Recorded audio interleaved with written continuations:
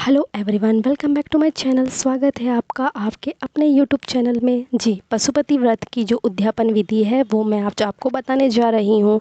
तो उद्यापन विधि कैसी करनी है आपको। उद्यापन विधि में आपको जैसे 4 सोमवार आप जो पूजा करते हैं सुबह और शाम की, वो आपको सेम करनी है। 5वें सोमवार में भी सुबह और शाम की सेम ही पूजा रहेगी। उद्यापन में अलग से क्या करना होता है, उद्यापन में आपको एक पानी वाला नारियल लेके जाना होता है। पानी वाला नारियल रहेगा और मौली धागा, जिसे हम कलावा कहते हैं, रेड कलर का होता है। जो पंडित जी कथा पूजा होती है ना हमारे घर में सत्यनारायण जी की, और लोग लाल कलर का धागा बांधते हैं, या कोई भी अन्य पूजा में भी इसका यूज़ होता है, तो उसे बोलते हैं कलावा, रेड कलर का रहता है। तो वो लेके जाना है। और दक्षिणा रखे, जैसे अमाउंट बता देती हूँ मैं, 11 या 21 या 51 या 101 रुपये। ठीक है, ये होते हैं शुभ अमाउंट, शुभ अमाउंट होते हैं। तो इस तरीके का शुभ शगुन जो होता है अमाउंट का, वो 21 रुपये होता है, या 11 रुपये, या 51 या 101, या फिर यथासंभव आपका जितना बन सके आप उस तरीके का अमाउंट रख सकते हैं। तो आपको जब मंदिर जाते हैं ना, तो क्या करना होता है कि जैसे आपने पहले सोमवार सुबह शाम की पूजा की, वैसे ही आप 4 सोमवार सुबह और शाम की पूजा करेंगे। वैसे ही 5वें सोमवार में भी आपको सुबह वही सेम पूजा करनी है जो आप पहले करते आ रहे हैं। ठीक है, सुबह की पूजा में कोई चेंजेस नहीं होगा। इवनिंग की पूजा में भी जैसा आप पहले से करते आ रहे हैं सेम टू सेम ही पूजा होगी। आपको अलग से जो उद्यापन जो बोलते हैं ना, उसमें सिर्फ इवनिंग की पूजा में ये करना है कि आपको नारियल लेके जाना है। तो नारियल आप मंदिर लेके जाएंगे, कलावा भी आप अलग से लेके जाएंगे और दक्षिणा अलग से लेके जाएंगे। मंदिर जाना है, और मंदिर में जब सारी पूजा अर्चना आप कर लेते हैं जैसा आपने पहले सेम किया था उस तरीके से, फिर आपको नारियल लेना है हाथ में। उसको पानी छिड़ के, थोड़ा सा आपके पास जो गंगा जल रहता है या पानी जो रहता है, तो वो छिड़ के फिर उसमें अष्टगंध या चंदन का टीका लगाए। उसके बाद में मौली धागा ले, और मौली धागा को फिर 7 बार लपेटे। ठीक है, 7 बार आपको लपेटना है। उसके बाद में उसके ऊपर फिर आपको रखना है दक्षिणा। ठीक है, और दक्षिणा रखने के बाद में उस नारियल को शिवलिंग से टच करवा करके नीचे रखना है। शिवलिंग के ऊपर आप नारियल नहीं रखेंगे। शिवलिंग पे नारियल रखने से क्या होता है, शिवलिंग का भार बढ़ता है। ठीक है, शिवलिंग में भार होता है, तो मान्यता है कि शिवलिंग में भार होता है, इसलिए शिवलिंग में कभी भी कोई सामान, कोई भी सामग्री शिवलिंग के ऊपर नहीं रखना चाहिए, हमें उसका दोष लगता है। तो इसलिए आपको शिवलिंग से छुआने के बाद में वो नारियल नीचे रखना है और अपनी मनोकामना बोलते हुए नीचे रखना है। तो जो शिवलिंग के ऊपर जो नारियल आप टच करवाएंगे, नारियल को आप हमेशा जो बूच वाला साइड बोलते हैं ना, जिधर पे मतलब जो पीछे साइड से जो थोड़ी सी बूच निकली हुई रहती है, उस साइड से आपको नारियल रखना है। सीधे मुंह के साइड से नहीं, पीछे साइड से। पीछे जो बूच वाला भाग रहता है, जो मतलब मुझे बताते नहीं बन रहा है, तो बूच वाला साइड आप देख लीजिए, और वो बूच वाले साइड से ही आपको उसको आपको अर्पित करना है, पीछे साइड से। ठीक है, पीछे साइड उनका उस साइड में शिवलिंग की तरफ होना चाहिए, और जो सामने मुख वाला साइड होता है नारियल का, वो आपकी तरफ। ठीक है, ये गलती ना करें। और इस तरीके से आप शिवलिंग से टच करवा के नारियल को नीचे रख दीजिए। अब दूसरी बात, ये दूसरा चीज़ ये है कि 108 की संख्या, 108 की संख्या में आपको कोई भी शिव प्रिय सामग्री लेके जानी है। 108 की संख्या में शिव प्रिय सामग्री जैसे बेलपत्र, सर्वप्रथम तो बेलपत्र आता है, फिर होते हैं अक्षत, जो चावल टूटे नहीं होते, वो जो पूर्ण चावल होते हैं सगे, उसको बोलते हैं अक्षत, तो वो ले सकते हैं। देखिए, बेलपत्र 108 की संख्या में ले सकते हैं। 108 की संख्या में अगर बेलपत्र ना मिले तो आप अक्षत ले सकते हैं, मतलब चावल जो पूर्ण चावल होते हैं, जो टूटे हुए नहीं रहते, वो चावल, तो उसको बोलते हैं अक्षत, वो 108 ले लीजिए। मूंग के दाने ले सकते हैं 108। अगर आप अक्षत लेके नहीं जाते तो मूंग के दाने लेके जाइए। मूंग के दाने लेके भी नहीं जा पा रहे हैं तो आप फूल रख लीजिए, शिवप्रिय फूल है, कनेर के, आकड़े के। ठीक है, तो इस टाइप के आप फूल रख सकते हैं 108 की संख्या में। अगर आपको वो भी प्राप्त नहीं होता है 108 की संख्या में, तो आप जैसे चने की दाल चढ़ती है, ठीक है, शिवलिंग में चने की दाल चढ़ती है, समी के पत्र चढ़ते हैं, ये सब भी आप गिनतियों में 108 की संख्या में रख सकते हैं। तो ये 108 जो संख्या है, 108 की जो संख्या है, इसमें जो सामग्री आप अर्पित करते हैं, ये कार्य सफल की मनोकामना बोल करके इसको आप शिवलिंग पे अर्पित करें।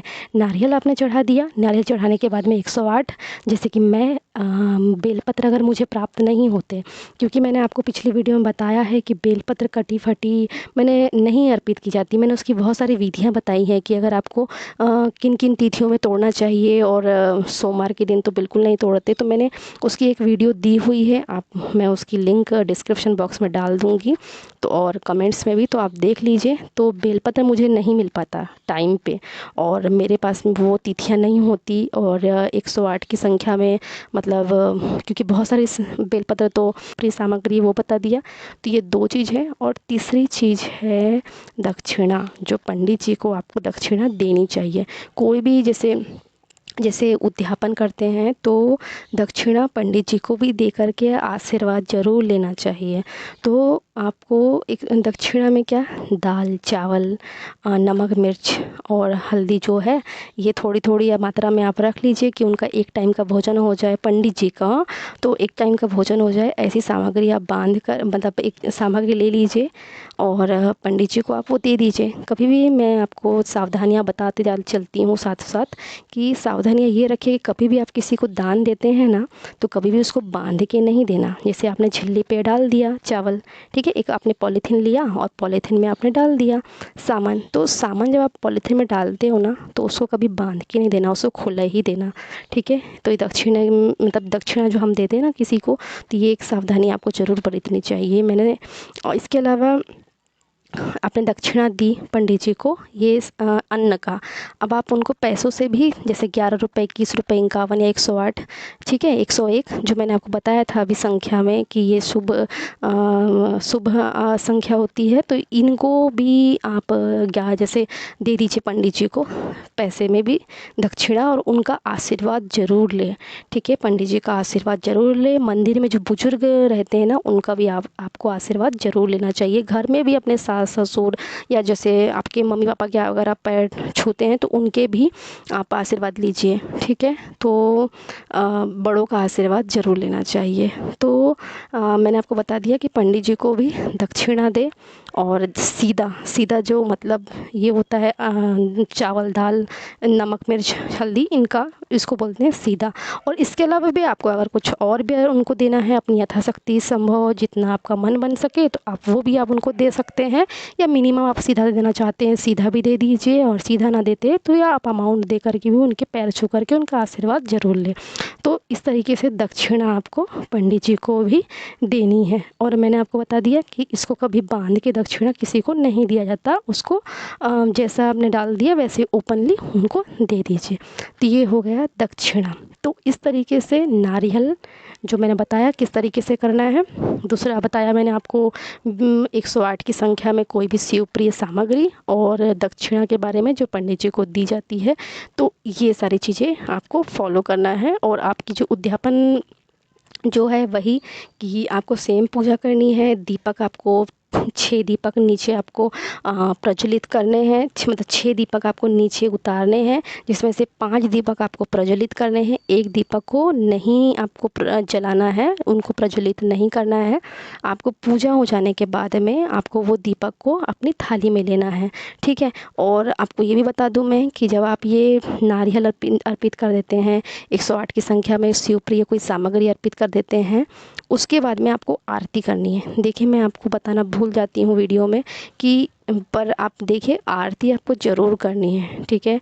जो आप 5 सोमवार जो पशुपति व्रत करेंगे उसमें सुबह और शाम दोनों टाइम पे आपको आरती ज़रूर करनी है। और कर्पूर गौरम वाली आरती जो अपन है वो भी आपको कर्पूर ज़रूर जलानी है, और ठीक है। उसके बाद में आप फिर दक्षिणा दे दीजिए पंडित जी को। तो ये आपका हो गया। और मैंने ये भी बताया था कि जो अमाउंट पैसों का, तो मैं आपको बता देती हूँ कि जैसे मैं जब व्रत करती हूँ तो मैं कैसे करती हूँ। मैं नारियल के साथ में दक्षिणा रखती हूँ, जैसे जो भी मेरे को अमाउंट रखना है तो मैं नारियल के साथ में दक्षिणा रखती हूँ, ठीक है। इसके अलावा मैं जो पंडित जी हैं उनके लिए अलग से दक्षिणा रखती हूँ पैसों का, ठीक है। तो उसके अलावा मेरी थाली में भी पैसे रहते हैं। जो थाली में मैंने आपको बताया था लास्ट वीडियो में कि पैसे क्यों रखे जाते हैं, कि हम पूजा में कोई भी सामग्री हमारे से छूट गई, कोई कमी रह गई हमारी पूजा की सामग्री में, जैसे बोलते हैं ना कि अरे ये छूट गया, ये हो गया, या कोई सामग्री हमसे छूट गई है, नहीं लेकर आ पाए, किसी से मतलब होता है कि छूट जाती सामग्री, तो वो हमारे पूजा में जो सामग्री छूट गई है, कुछ मिस हो गई है, उसकी जो पूर्णता है, उसकी जो कमी है, वो दक्षिणों से पूर्ति हो जाती है। तो दक्षिणा हमेशा थाली पे भी कुछ पैसे रखना चाहिए, जो बाद में आरती के पश्चात आप वो शिवलिंग में वो दक्षिणा को भी अर्पित कर लीजिए, वापस लेके नहीं आना है, ठीक है। पीरियड्स टाइम से रिलेटेड मैंने आपको बता दिया कि पीरियड्स में भी रहना है, बस उस व्रत को काउंट नहीं करना है। उसके अलावा जो सावधानी है कि प्रसाद का 3 हिस्सा, जी हाँ, कई लोग क्या करते हैं कि प्रसाद का 3 हिस्सा घर से बना के लेके जाते हैं। तो घर से बना करके आपको प्रसाद का 3 हिस्सा लेके नहीं आना है, आपको मंदिर में ही 3 हिस्से बनाने हैं प्रसाद के। उसके अलावा कई लोग क्या होता है कि प्रसाद को बांटने का देखते हैं कि बांट देते हैं, तो प्रसाद का जो तीसरा हिस्सा है वो आपको ही खाना है। अगर आप वो व्रत का तीसरा हिस्सा नहीं खाओगे तो आपका व्रत का कोई लाभ ही नहीं मिलेगा, क्योंकि वो तीसरा हिस्सा ही आपको खाना है, यही व्रत का विधान है, ठीक है। तो तीसरा हिस्सा आपको किसी को नहीं देना है, चाहे बच्चे हो बूढ़े हो, किसी को भी व्रत का ये तीसरा हिस्सा नहीं देना है। इस हिसाब से आप अपने प्रसाद को कैरी करके लेके आए कि वो जब आप रात का भोजन करें ना, तो उसके पहले आपको प्रसाद का तीसरा हिस्सा खाना है। इसके अलावा मैं आपको बता दूं कि छल कपट बुराइयों से दूर रहें। जब आप पशुपति व्रत करते हैं ना, तो आप बस भगवान के ध्यान पे रहिए, बिल्कुल प्रभु का, पशुपति जी का ध्यान करिए। पशुपति का आप एक फ़ोटो डाउनलोड कर लीजिए, अगर आपके पास में पशुपति, जैसे हमारे आसपास पशुपति मंदिर तो नहीं है, तो हम पशुपति जी के दर्शन कर ले सकते हैं, मोबाइल में फ़ोटो देख सकते हैं, उनकी वीडियो देख सकते हैं, वहाँ से उनके दर्शन कर सकते हैं, उनका ध्यान कर सकते हैं। तो पशुपति जी के ही ध्यान में रहिए, किसी से बुराई ना करे, किसी से छल कपट ना करे, किसी की बात का बुरा ना ले, किसी की बात को ऐसे बुरा माने ना, किसी की बात को। मंदिर भी जाते हैं, बहुत सी भीड़ रहती है, कभी कभी ज़्यादा, कोई कुछ विधान बताता है, कोई कुछ ही करता है, तो आपको कोई अनुभवी लगता है तो उनकी बात को मानिए। पर जैसे कभी कभी होता है कि भीड़ ज़्यादा है, या किसी बच्चों का डिस्टर्बन हो गया, कुछ हो गया, बिल्कुल भी बुरा ना माने। देखिए वो परीक्षा होती है आपकी, और परीक्षा में ही तो इतना सब आता है ना हमारे पीछे। तो परीक्षा के समय में हमें मौन रह करके अपनी सिर्फ पूजा आराधना करना चाहिए, भगवान पे ध्यान लगाना चाहिए, बिल्कुल डिस्टर्ब ना हो, बिल्कुल अपने दिमाग को ना भटकाए, सिर्फ पूजा में ध्यान दीजिए। विधि विधान से आप पूजा करिए, जैसे मैंने स्टेप बाय स्टेप बताया है वैसे करिए। मेरे बताने में और भी आपसे को मेरे से कोई मिस हो जाती है, आपको कोई और भी जानकारी पूछनी है, तो आप बेझिझक मेरे से पूछिए, मैं आपको हमेशा हेल्प करूँगी। और जो भी आप और में मेरे से कोई क्वेश्चन पूछेंगे तो वो मैं आपको ज़रूर गाइड करूँगी, ज़रूर बताऊँगी। इसके अलावा देखिए, मेरे को और एक याद आ गया है कि 6 दीपक, ठीक है। दीपक का मैंने आपको बताया था ऑलरेडी कि एक दीपक थाली से जो 6 दीपक है, वो 6 दीपक आपको नीचे मैंने बताया है कि शिवलिंग के ऊपर आपको दीपक नहीं प्रज्वलित करना है, ठीक है। दीपक जो है वो हमेशा आपको शिवलिंग के पास नीचे में आपको प्रज्वलित करनी है। नीचे में उनको अष्टगंध या चंदन का टीका लगा करके स्थान दे दीजिए, ठीक है। नीचे में चंदन का या अष्टगंध का टीका लगा लीजिए, उसके ऊपर फिर आप दीपक को मंडा लीजिए, आप जो बना के लेके आए हैं, और दीपक को फिर आप क्या है प्रज्वलित कर लीजिए। तो 5 दीपक ही आपको प्रज्वलित करने हैं, एक दीपक को नहीं जलाना है। कई लोग क्या होता है कि 6 के 6 दीपक जला देते हैं और फिर उसको बुझाने के बाद में उसको थाली में रखते हैं। ऐसा नहीं करना है, आपको बिल्कुल ध्यान रखना है। बहुत सिंपल विधि है, आपको सिर्फ भोग प्रसाद, भोग का और दीपक का, इस व्रत में भोग और दीपक का सबसे ज़्यादा महत्व रहता है।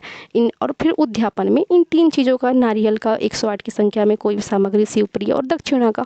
तो आपको क्या करनी है कि दीपक को ध्यान से प्रज्वलित करनी है। आप जल्दबाजी में, बहुत से लोगों के रहने से, चहल पहल में आप एकदम से डिस्टर्ब ना हो, ना बातों में भी ध्यान ना दें, सिर्फ अपनी पूजा में ध्यान दें। और पूजा में ही जैसे कोई मंत्र है, ठीक है, पशुपति जी का मंत्र, या नहीं आता है तो जो भोलेनाथ का मंत्र है, ओम नमः शिवाय, तो ये मंत्र का जाप करिए। और पशुपति जी का भी है, ओम पशुपतये नमः, ये मंत्र का जाप करते रहिए और अपना प्रत्येक सामग्री अर्पित करते करते में ये मंत्र बोलते रहिए। और ध्यान दीजिए कि एक थाली जब पूरी पूजा हो जाती है तो फिर जो एक दीपक जो आपने नहीं प्रज्वलित किया है ना, उसको उठा करके लेकर के आइए वापस अपनी थाली में। और जब घर आते हैं तो आते वक्त जो आपका राइट हैंड साइड पड़ता है आते समय, तो जो आपका मेन गेट है जहाँ से घर के अंदर प्रवेश करते हैं, मेन गेट से, गेट वाला नहीं जहाँ पे गेट लगता है वो नहीं, जो दरवाजे वाला जो अपना घर का अंदर का रहता है, वहाँ पे राइट हैंड साइड में आप वो दीपक को प्रज्वलित कर लीजिए। तो दीपक का मेन आपको ध्यान देना है, भोग का भी आपको ध्यान देना है कि घर से बना के ना लेके जाए, मंदिर में ही भोग का 3 हिस्सा करे और 1 हिस्सा आपको खाना है, 2 हिस्से आपको वहाँ पे छोड़ देना है। ठीक है, शिवलिंग के नीचे में आपको 2 हिस्से को रख देना है। फिर इसी प्रकार जो होती, एक और मुझे जानकारी में आई है कि हाँ, हमें जो हम व्रत रह रहे हैं तो आपको व्रत के 1 दिन पहले और 1 दिन बाद, ठीक है, आपको जो मांस मटन है और नशीली चीज़ों का सेवन नहीं करना है। इवन व्रत वाले दिन भी आपको नशीली चीज़ों का सेवन नहीं करना है। कई लोग जैसे नशीली चीज़ों का सेवन करते हैं, बिल्कुल भी नहीं, आपको बिल्कुल अपना मुंह शुद्ध रखना है। ठीक है, बार बार जैसे आप वॉशरूम भी होकर आते हैं तो आपको पवित्र रहना है, मुंह से मतलब आप कूला करते रहिए पानी लेकर के मुंह पे। ठीक है, और ब्रह्मचर्य का पालन, जी आपको ब्रह्मचर्य का पालन भी करना चाहिए 1 दिन पहले और पशुपति व्रत के, और जिस दिन आपका व्रत है उस दिन, ठीक है, आपको ब्रह्मचर्य का पालन भी करना चाहिए। व्रत में ये चीज़ आपको ध्यान रखना है कि इस तरीके से मैंने आपको ये व्रत के विधान बताया है, नियम बताए हैं, सावधानियां बताई है, उद्यापन विधियों की जानकारी दी है। तो इस तरीके से आप अगर इन व्रत का पालन करते हैं, इस नियमों का पालन करते हैं, सावधानियां बरतते हैं, उद्यापन करते हैं, तो आपको इस व्रत का लाभ शीघ्र से शीघ्र प्राप्त होता है। कुछ डाउट्स हो, कोई क्वेश्चन हो तो आप मेरे से बेझिझक पूछ सकते हैं। और मैं भोलेनाथ से प्रार्थना करूंगी कि आपका ये व्रत शीघ्र से शीघ्र इसका फल जो आप कर रहे हैं तो इसका शीघ्र से शीघ्र आपको लाभ प्राप्त हो। तो आप जब आपका ये व्रत हो और आपकी जब ये व्रत का जो लाभ आपको प्राप्त होता है, आपकी मनोकामनाएं आपकी पूर्ण होती है, तो आप मुझे प्लीज़ कमेंट बॉक्स में ज़रूर बताएं, मुझे बहुत खुशी होगी। और इसके साथ साथ मैं आपको बोलना चाहूँगी कि मेरा जो चैनल है उसको आप प्लीज़ सब्सक्राइब करें, शेयर करें और कमेंट्स बॉक्स में मुझे कमेंट्स करके मेरा उत्साह बढ़ाएं। कोई जानकारी रहती है आप बेझिझक पूछिए, मैं आप ही के लिए वीडियो बना रही हूँ, आप लोगों को ही मार्गदर्शन करने के लिए, आपको ही गाइड करने के लिए मैं वीडियो बना रही हूँ। तो आप बेझिझक मुझसे सवाल पूछिए, मैं आपका प्रत्येक सवालों का जवाब शीघ्र से शीघ्र देने की कोशिश करूँगी। धन्यवाद, थैंक यू सो मच।